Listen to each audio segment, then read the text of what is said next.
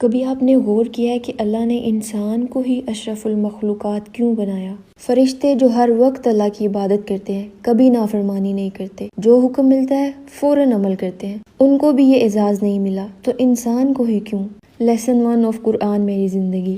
انسان کو اختیار دیا گیا ہے، man is given the dignity of choice. آپ کو اچھے برے میں تمیز سکھائی گئی ہے، اور پھر انسان کو آزادی دے دی گئی، چاہے تو اچھے عمل کرے چاہے تو برے عمل کرے، دونوں کا انجام بھی بتا دیا گیا۔ اللہ فرماتے ہیں کہ ہم نے انسان کو راستہ دکھا دیا، صحیح ڈائریکشن دے دی، اب اس کی مرضی ہے، اما شاکرن و اما کفورا، چاہے تو حق کی پیروی کرے چاہے تو انکار کر دے۔ تو جو اس آزادی کا، اس اختیار کا صحیح استعمال کرے گا تو پھر وہ فرشتوں سے بھی بہتر بن جاتا ہے، لیکن اگر کوئی اس آزادی کا غلط استعمال کرے، غلط راستوں پر چلے، تو ان کے بارے میں کیا فرمایا؟ اولئک کالانعام بل ہم اضل، یہ لوگ تو جانوروں کی طرح ہیں بلکہ ان سے بھی زیادہ بدتر ہیں، ان سے بھی زیادہ بھٹکے ہوئے ہیں۔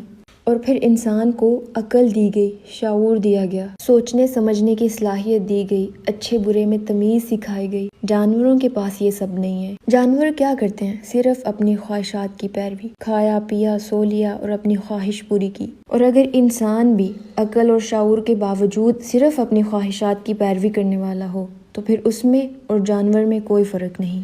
صرف انسان ہونا آپ کو اشرف المخلوقات نہیں بناتا، اس آزادی کا، اس چوائس کا، اس اختیار کا صحیح استعمال آپ کو اشرف المخلوقات بناتا ہے۔ فرشتوں کی اپنی کوئی مرضی نہیں، سورج کی اپنی کوئی مرضی نہیں، چاند کی اپنی کوئی مرضی نہیں، سمندر، پہاڑ، ستارے، ان سب مخلوق کی اپنی مرضی نہیں ہے، یہ اللہ کے حکم کے تابع ہیں، لیکن آپ کے پاس آزادی ہے، یہ آپ نے ڈیسائیڈ کرنا ہے، اما شاکرن و اما کفورا، چوائس از یورز۔